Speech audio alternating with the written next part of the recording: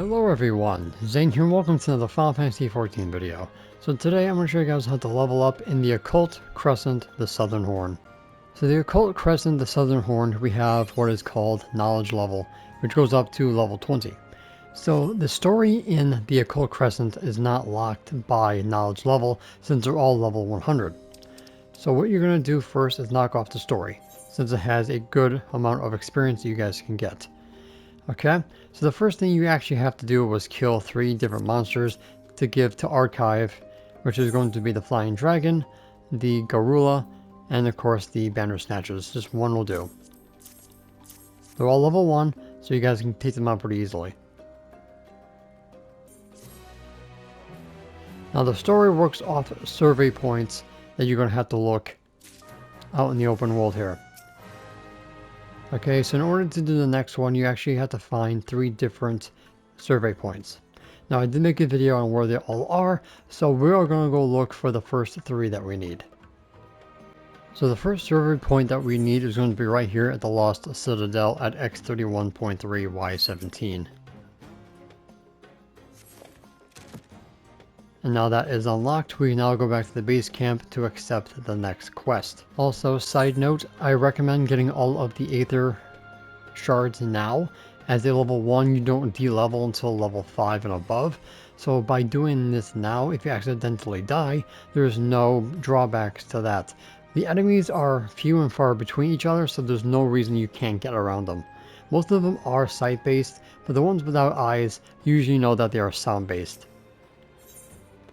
So at level 100 of the next quest, A Ruined Land, we get 2,500 points of knowledge level, which is going to give us way more than what we need because we need 600 for level 3. So for the quest A Ruined Land, you're going to have to come into the Citadel here at X39.3Y18.6. The Crescent fans, try to give them a wide berth so they don't aggro you because they're level 5 and they most likely will kill you being a level 2 because you're looking for this aether imbued stone. Again, if you do die, you have no level down here, so I don't have to worry about that. So use our occult return and return to Archive. Alright, so the quest is done. And we get knowledge level 3. So we almost got to level 4 just from that alone. So now we need to do the next quest. So we need to look for 3 different ruins. So basically you're looking for Mach down here, the Nim up here, and then you're going to be looking for the Scala down here. So for the Nimian structure, you're going to find it here at X20.2Y12.3.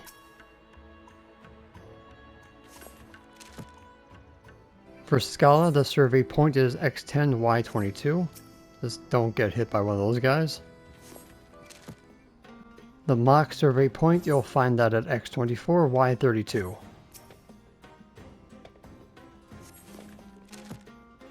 And that will be all 3 cities that they need for the next quest. So let's head back to the camp to do the next one. So the next quest, A Common Thread, makes us go and get 3 different stones, just like before. So you got Wonders Haven, which is up here. You have the Scala area, which is right here. And then you have the Mach area, which is right here. So basically, you're going to end up being in a very dangerous spot with some enemies.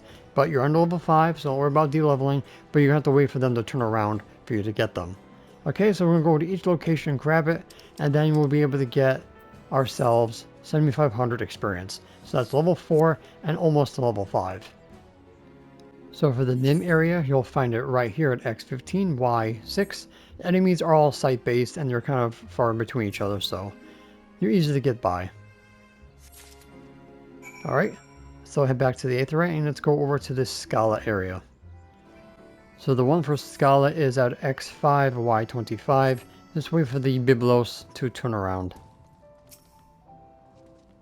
There's 2 here, then there's 1 over there by the entrance. Come over here and then use return. Return is free, there's no cooldown on it, so you'll be able to get back to safety in no time. Alright, and now for the harder one, the Mach area. So for Mach, you'll find that at X29Y37. The pawns are sight-based, so get around them when they turn around. and then you're done. Head back to camp and let's finish this quest off and get our next level. And we're done. So we get level 4, almost level 5, not bad. So for our next quest, Archive wants us to do another survey point, which is going to be in this general area right here, where the crescent claws are for the abandoned ascent. Alright, so the next survey point is at X15Y29. And this is going to give you the abandoned ascent. So the final quest is called Past End Crescent. You have to get the cloister demon to spawn right here in the arena by killing the ink stains in the general direction here. They're level 20, so you can't really do it yourself, so you have to wait for someone else to do it for you, or get to level 20 and do it yourself. So what you're going to be doing in the meantime is doing the critical encounters and the fates that pop up. Alright, so we're almost done with this critical engagement. Somehow I survived because this one is a little bit of annoying. Because they do extra flares and there's like a lot of them out coming at you. And if you don't have a geomancer to suspend yourself, like float, then this becomes a little bit hard. So I ended up getting 5,000 knowledge level, 480 phantom level, 20 tomestones of geometry, and 10 mathematics. And of course 200 silver pieces. Now I don't remember if the knowledge level scales with your level, so as you go higher ranks, you get more and more experience. I don't remember, but yeah, basically once you have done the story like completely, critical engagements and fates are your go-to. You also have the challenge log as well under field operations. So you have to defeat 30 enemies with a knowledge level equal to or higher to your own. Then you have 60. Then you have 8 critical encounters, 15 critical encounters, 10 fates, 20 fates, then you have to achieve a chain of 20, and then a chain of 40. Basically, enemies that are, I believe, or 2 levels above your own will have a chain marker over their head, and you can do that for 40 chains to give yourself some experience as well. And of course, phantom job experience. You want to get at least 1,000 silver pieces, which is 5 critical engagements, to get yourself your next phantom job, which is going to be Cannoneer, which is most of your damage is going to come from to get yourself faster levels. Alright, so we did our first fate, we got gold, and we only got 1632 knowledge, 80 phantom job experience, and 30 silver pieces. So you're going to be doing a lot of these in order to get those. Since critical engagements are few and far between, you're going to do fates in between those. But critical engagements do take precedent over fates because they give you more experience, obviously. So basically that's all you're going to end up doing. You're going to do your challenge log first, get through the story for the first 5 levels, do critical engagements, and do your fates. Now to make this a little bit easier, every 4,000 silver pieces, you guys can get yourself the Arcanaut set. This is going to give you extra strength and +1 attribute for damage for phantom jobs. So it's 4,000 a piece for the head, body, hands, legs, and feet. So that's 20,000 silver pieces for the whole entire set. Also, to make this a little bit easier to get to the fates, get yourself the running map for 3,000 silver pieces. Okay, Cannoneer I would say would get first, and then go for the writing map. Then after that, you guys can get everything else. But those are the 2 things that I would recommend getting first, and then go for your gear. Because if you can't get to the fates in time, then you're not going to get the reward. Now, if you get the pot fates, make sure you do those for extra rewards. But as you can see, because they're regular fates, they give you the same amount of experience and silver pieces as regular fates do. So definitely make sure you do these because you can get some gil and of course cool rewards if you have not gotten those from the previous expansions.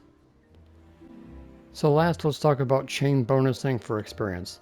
So the sharks here are level 7 and level 5, so it has to be 2 levels above your own for this to spawn on their head. So I'm going to be doing Phantom Guard for the extra defense just in case I have a hard time with these.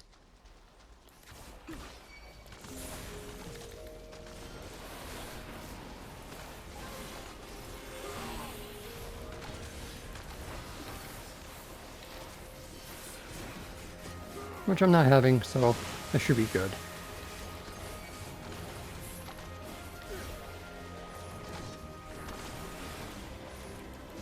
So as you do the chains, like in Eureka, the higher you go, the less time you have to complete the chain and keep it going.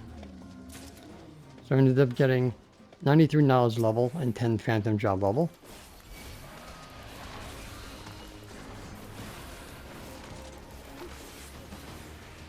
Tanks in here are basically meta because they're so strong with their defense and offense, so if you are a tank, you have the easiest time in here than anybody else.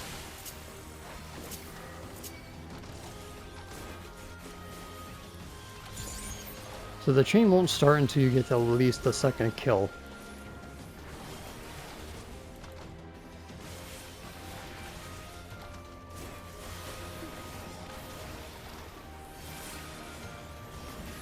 Almost done here.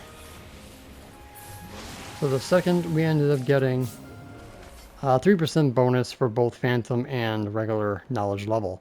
Now, when you do get yourself Bard, you get yourself Romeo's Ballad.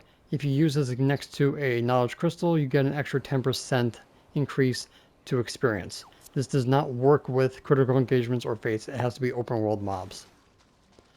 So make sure you do your chain because you get, like I said, a challenge log for that for being at plus 40. So you want to do that as soon as you can. There always will be a chain mob, even at level 20, so don't worry about that. So that's pretty much everything you ultimately need to know in order to level up in the occult crescent. Alright guys, so that's pretty much going to be it for this video. Thank you guys so much for watching. Don't forget to check out the rest of my channel for more Final Fantasy XIV content. Plus I do have a playlist of other videos for the occult crescent. And I will see you guys in the next one. And that's it for today's video. Thank you guys so much for watching. Don't forget to leave a like, comment, and subscribe to my channel if you're new for more Final Fantasy XIV content and help with the YouTube algorithm. If you guys want to support my channel even further, consider becoming a YouTube member, Patreon supporter, or help me on Ko-Fi. The links for those will be in the description down below, as well as my Discord. And the extra special shout out to the members on screen.